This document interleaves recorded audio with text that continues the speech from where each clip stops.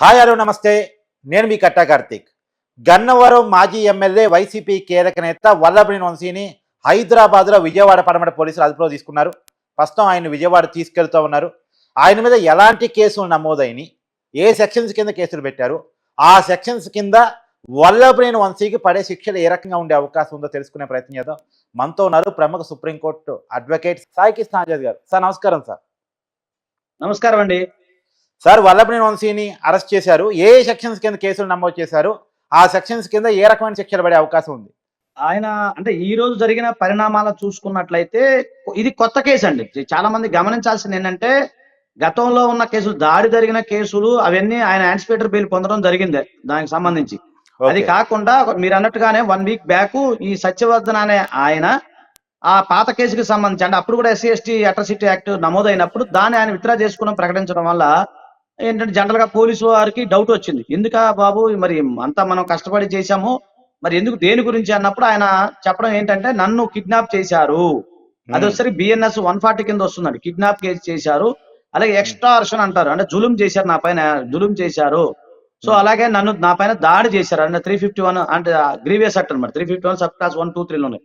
So నా మీద దాడి చేయడం జరిగింది. నేను భయపడి వాళ్ళు పెట్టిన భయానికి, నేను భయాందోళనకు గురయ్యి నేను విత్డ్రా చేసుకుంటాం జరిగిందని చెప్పేసి ఆయన చెప్పడం జరిగింది. అంటే ఆయన పడమట PS, అంటే యాక్చువల్గా దాడి జరిగింది గన్నవరం కదండి. ఆ గన్నవరం ఆ PS ఆ కేసుకు సంబంధించిన గతంలో జరిగిన కేసులు. ఈ రోజు లేటెస్ట్ గా ఆయన ఉండేది రామర్పాడు ప్రాంతంలో కాబట్టి అది పడమట PS లిమిట్స్ వస్తుంది కాబట్టి ఆయన పడమట PS లో కంప్లైంట్ ఇవ్వడం జరిగింది. సో దానికి సంబంధించి పోలీసు వారు మొత్తం ఎంక్వైరీ చేసి ప్రైమా ఫైసి ఎవిడెన్స్ తో క్లియర్ గా క్లియర్ గా అంతా ఎంక్వైరీ చేసి దానికి సంబంధించి నిన్న రావడం జరిగింది. అది దానికి సంబంధించిన SC ST అట్రాసిటీ యాక్ట్ కూడా సెక్షన్ 3-4 ఉంది కదండి. దాంట్లో అంటే భయపెట్టడం, జులుం చేయటం, అలాగే ఒక SC సంబంధించిన వ్యక్తిని భయభ్రాంతులకు గురి చేయటం. సో ఇవన్నీ కూడా దాని కింద వస్తాయి. ఇవి కూడా ఒకటే కార్తీక్ గారు, ఏది ఏమైనప్పటికీ ఇవన్నీ కూడా అబౌవ్ 7 years నేరాలు. కాబట్టి ఏంటంటే పోలీసు వారు రావటం, ఆయనకి నోటీసులు మామూలుగా ఫార్మాలిటీ ప్రకారం ఇప్పుడు పెట్టినటువంటి సెక్షన్స్ కూడా అబౌవ్ 7 years అండి. అవునండి, అన్ని అబౌవ్ 7 years నేరాలు కాబట్టి ఆయన అరెస్ట్ చేయింది. లేకపోతే జనరల్ గా అంటే మామూలుగా BNS కింద నోటీస్ ఉంటుంది కదండి, మన 41 నోటీసు, మామూలుగా 41 నోటీస్ ఇస్తారు బిలో 7 years నేరాలు. కాకపోతే ఇవి అబౌవ్ 7 years నేరాలు కాబట్టి ఆయనకి వచ్చి ఆయన జనరల్ గా ముందస్తుగా ఆయనకి నోటీస్ అనేది కిడ్నాప్ కేసా? అవునండి, కిడ్నాప్. ఇప్పుడు ఈ సెక్షన్ కింద ఎన్ని సంవత్సరాలు జైలు పడే అవకాశం ఉంటుంది? అబౌవ్ 7 years అండి, అబౌవ్ 7 years. ఇప్పుడు 351 7 years అది కూడా అండి సార్. అది దాడి కేసు అండి, ఎక్స్టార్షన్ ఆయన దాడి కేసు. అది 351 లో సబ్ క్లాసెస్ ఉన్నాయి, 1, 2, 3 అట్లా ఉన్నాయి. మరి అది ఏ సెక్షన్ అంటే చూడాలి. 351 దాడి అతను దాడి చేయటం, అది కూడా దాదాపుగా 7 years వరకు జైలు శిక్ష పడే అవకాశం. అంటే హట్టుని బట్టి ఉంటుంది. అంటే జనరల్ హట్ట, గ్రీవియస్ హట్ట, ఇంకా భయభ్రాంతకు గురైనట్టుగా అవి చూస్తారు. రెడ్ విత్ 3 అంటే కంబైన్ గా చేయటం అనమాట.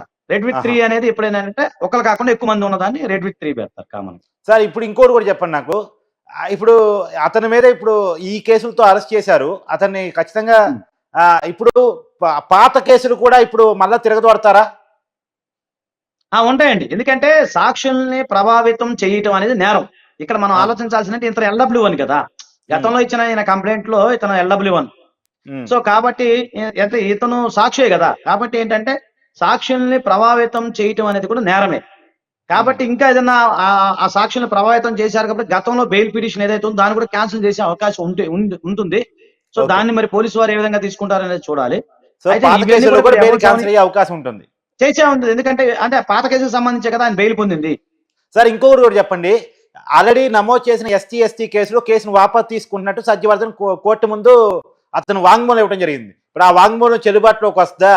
కిడ్నాప్ చేసి బెదిరించిన వాంగ్మూలం కాబట్టి వెనక్కి వెళ్ళిపోద్దా? అది క్యాన్సిల్ అయ్యే అవకాశం ఉంటుందండి. చాలా మంచి ప్రశ్న అడిగారు. ఎందుకంటే ఇక్కడ వాళ్ళు ఎస్టాబ్లిష్ చేయాలి ఏంటంటే ఆయన వాలంటరీగా నేను వెనక్కి తీసుకున్నానా అనేది కాకుండా, నన్ను కొట్టారు, బలవంతం చేశారు, బెదిరించారు, చంపుతా అని చెప్పి నన్ను కిడ్నాప్ చేశారు, దానికి నేను భయాందోళనకు గురయ్యి మాత్రమే నేను అది తీసుకున్నానని చెప్తున్నారు కదా. సో ఇప్పుడు మళ్ళీ మేజిస్ట్రేట్ వారు సంబంధించిన జడ్జి వాళ్ళు ఏం చేస్తారంటే అతన్ని పిలిచి స్టేట్మెంట్ రికార్డ్ చేస్తారు.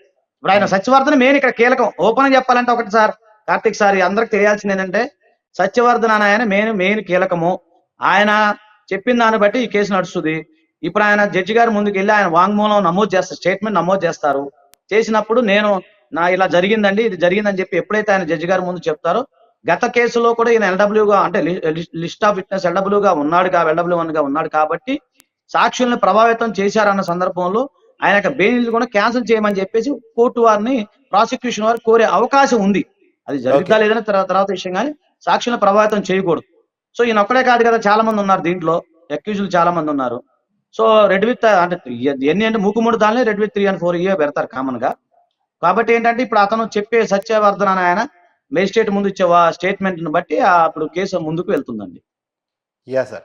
ఇప్పుడు వల్లభ్ని వంశీ ఇప్పుడు ఇతర కేసులు ఉన్నాయి సార్. మట్టి తవ్వకాలకు సంబంధించిన కేసులు, అతను గతంలో ఫోర్జరీ సంతకాలు పెట్టాడన్న కేసులు, అవి కూడా పరిగణలో తీసుకొని పాత కేసులు కూడా ఇంక్లూడ్ చేస్తారు. సహజంగా ఒకసారి అదుపులో తీసుకున్న తర్వాత పాత కేసులను కూడా స్పీడప్ చేసే అవకాశాలు ఉంటాయి కదా జనరల్గా. ఉంటాయండి. అంటే ఇప్పుడు ఆ గతంలో కేసు ఎన్బిడబ్ల్యూ ఇష్యూ అయింది అనుకోండి, ఉదాహరణ గతంలో case NBW issue warrant pending ఉందనుకుందాం. అంటే మామూలుగా నేను గత కేసులు అనేది మనం చూస్తే కానీ అర్థం కాదు.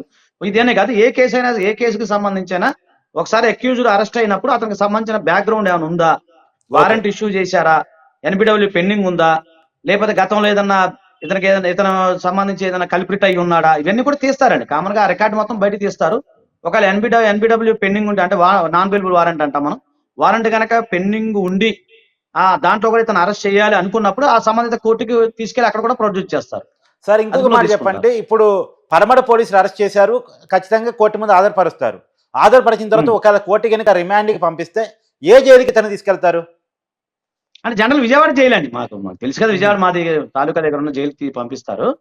అయితే ఏంటంటే ఇక్కడ మనం గమనించాలి, మళ్ళీ ఆ దాడి కేసు ఉంది కదా, మన గన్నవరం కేసు ఉంది కదా, ఒకవేళ గన్నవరం కేసు కనుక పెండింగ్ ఉండి వారెంట్ కనుక అందులో కనుక పెండింగ్ ఉంటే మళ్ళీ అక్కడికి రిమాండ్ చేస్తారు.